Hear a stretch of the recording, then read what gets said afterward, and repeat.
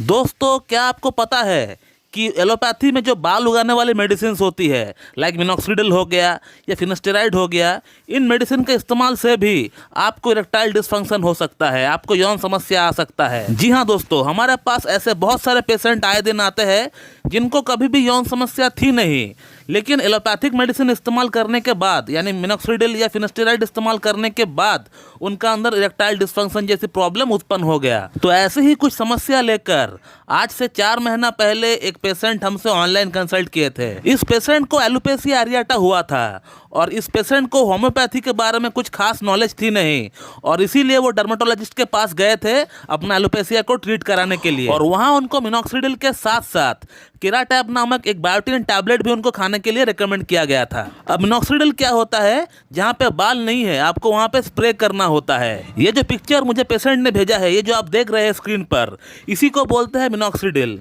इसको स्प्रे करना पड़ता है जहाँ पे आपको एलोपेशिया हुआ है या फिर आपका जहाँ पे बाल कम है। अब इसका 2 बहुत बड़ा साइड इफेक्ट है।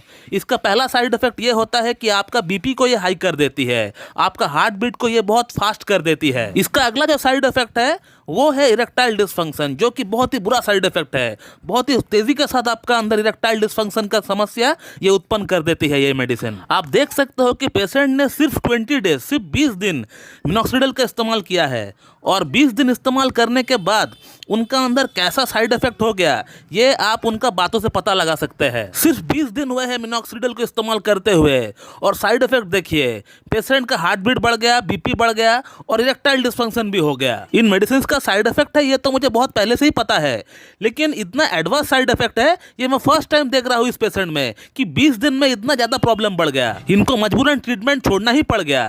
फिर इन्होंने जो है हमारा कम्युनिटी पिक्चर्स देखा, हमारा वीडियोस देखा कि हमने कैसे पेशेंट का एलोपेशिया को ठीक किया है without any side effect. Community picture देखने के बाद, वीडियो देखने के बाद, प्रूफ देखने के बाद इनको लगा कि नहीं, मुझे इस डॉक्टर से एक बार बात जरूर करना चाहिए। और आज इनका ट्रीटमेंट हमारे पास चलते हुए 4 महीना चल रहा है। इनका बीपी और इरेक्टाइल डिसफंक्शन जो साइड इफेक्ट के तौर पर हुआ था इनको, वो तो 15 दिन 15 डेज में ही हमने ठीक कर दिया है। और रहा बात इनका एलोपेशिया का, वो 4 महीने में कम से कम 80% तक सॉल्व हो चुका है।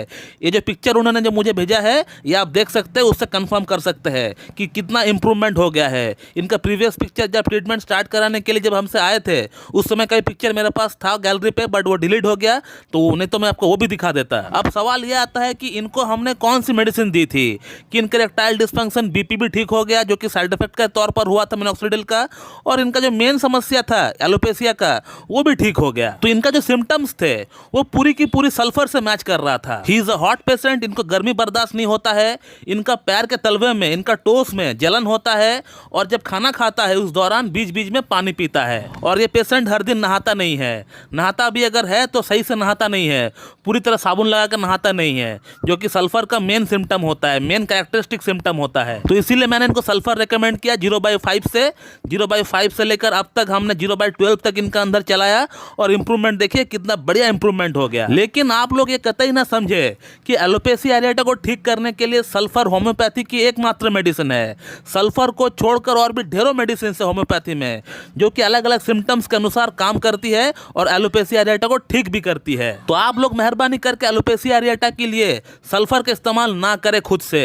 अगर इस्तेमाल करना भी है, किसी एक अच्छी डॉक्टर के पास जाकर उनसे कंसल्ट करके आप इस्तेमाल कर सकते हैं, खुद से मत करिए, क्योंकि एक बहुत बड़ी पॉलीक्रस्ट रेमेडी है। इसका एग्रावेशन भी बहुत बड़ी हो सकती है, बहुत खतरनाक, बहुत बुरा हो सकता है, इसलिए सोच समझकर इसका इस्तेमाल करना पड़ता है। तो एलोपेशिया एरियाटा या फिर हेयर फॉल के लिए होम्योपैथिक ट्रीटमेंट बेस्ट होता है। इसका कई प्रूफ हमने आपको हमारे यूट्यूब चैनल के माध्यम से अब तक दे चुके हैं, जिसे अगर आप देखेंगे, अगर आप फॉलो करेंगे तो आपको समझ में आएगा कि कितना अच्छा ट्रीटमेंट है होम्योपैथी में, and that too without any side effect. कोई साइड इफेक्ट नहीं होता है होम्योपैथी में। एक जेन्युइन डॉक्टर के पास जाकर ट्रीटमेंट कराएंगे तो कोई प्रॉब्लम आपको नहीं होने वाली। दोस्तों, मैं इस वीडियो को यहीं पे एंड करता हूं, और अगर आपको इस टॉपिक के रिगार्डिंग मुझसे और कुछ जानकारी चाहिए तो आप लोग इस वीडियो कमेंट बॉक्स में कमेंट करिए, आपको वहां पर रिप्लाई दे दिया जाएगा। So thank you very much and have a good day.